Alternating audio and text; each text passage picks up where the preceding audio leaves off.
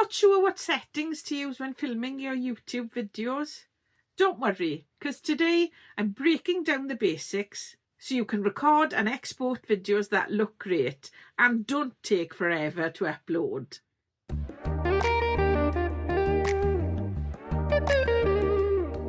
Hi and welcome back to Learn with Nia. Today we're looking at recording settings, export settings and audio settings for your YouTube videos. So when you're recording your video, you need to aim for the highest resolution possible, whatever your phone or camera can do. So the least I would recommend is recording at 1080p, which is full HD.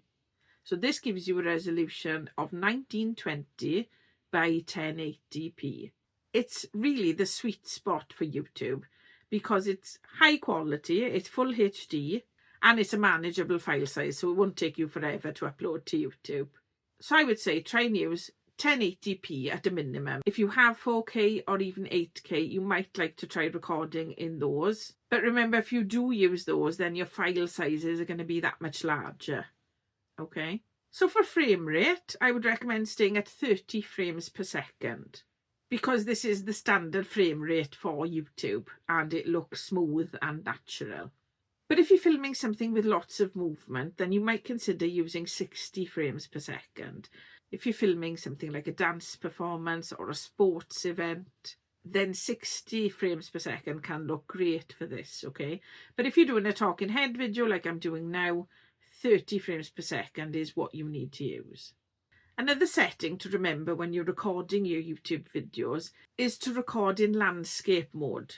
So that's the horizontal version, not the portrait mode. If you're doing shorts, you can use portrait mode and hold your phone up as it is if you're recording on a phone. But if you're making a long form YouTube video, you need the 16:9 aspect ratio, okay, which is landscape mode.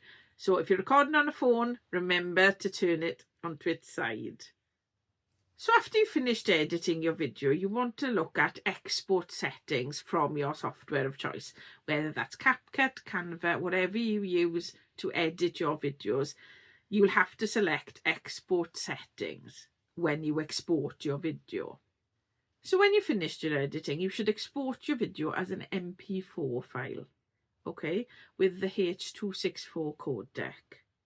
This is YouTube's recommended format, so you can't go wrong if you export using these settings.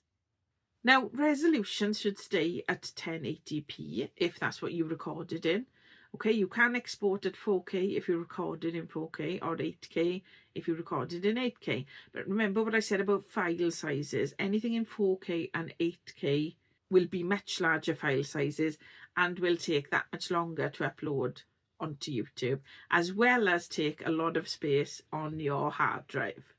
You should export at a bitrate of at least 8 megapixels per second because that'll keep your video at great quality. And if you're using software like CapCut, iMovie, Canva, then look at the export options and click high quality video if you can. Some of these softwares have export options that say YouTube video or YouTube short. So make sure to look at the export settings of your software before you export anything, just to have a look at the options.